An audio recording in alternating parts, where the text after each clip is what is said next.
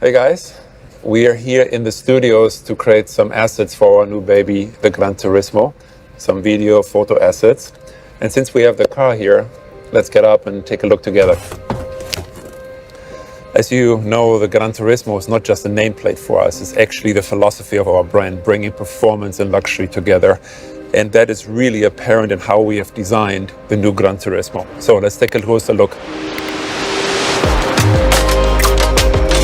Before the invention of the GranTurismo concept 75 years ago, a customer basically had to decide between a race car or a car for the road.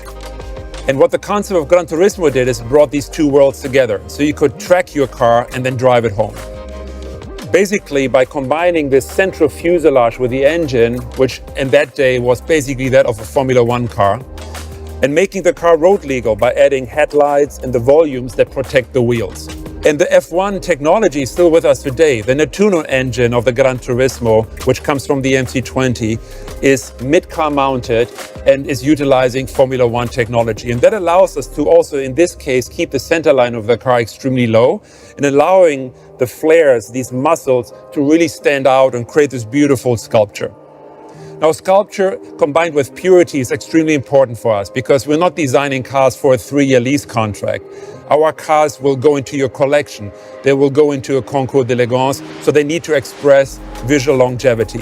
And part of that pursuit of perfection is also to eliminate the cut line that we previously had here on the hood. And we're now moving over to the side to be almost invisible and creating this beautiful clamshell hood that in itself is an engineering masterpiece and belongs onto the wall of a museum to be appreciated as a sculpture.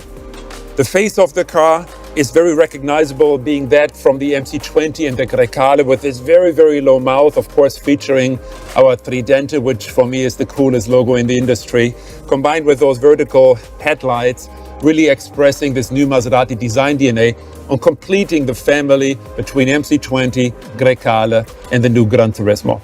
So let's take a look at the side of the new GranTurismo.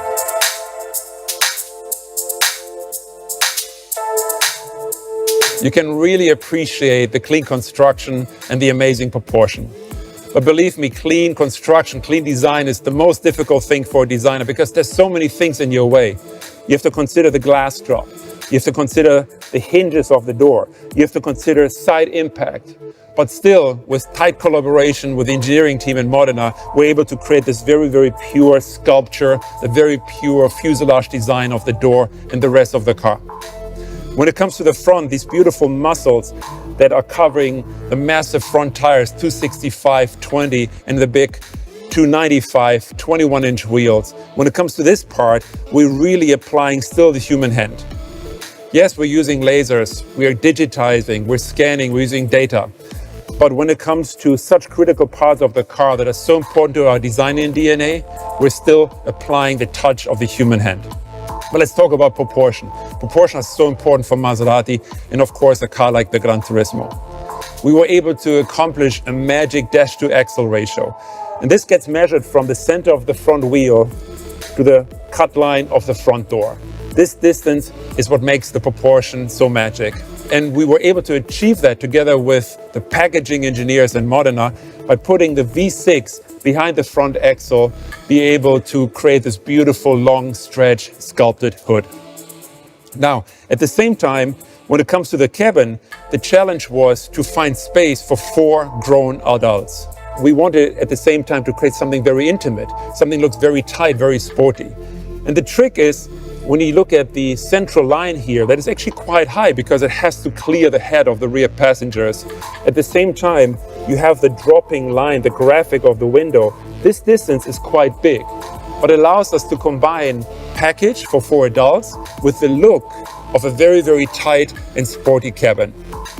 But the result, nonetheless, is through great packaging that we can hold 4 adults and we can combine that with supercar performance that in this combination really lets the GranTurismo stand out. So I hope you enjoyed this little introduction to the Maserati GranTurismo, and I hope to see you soon on this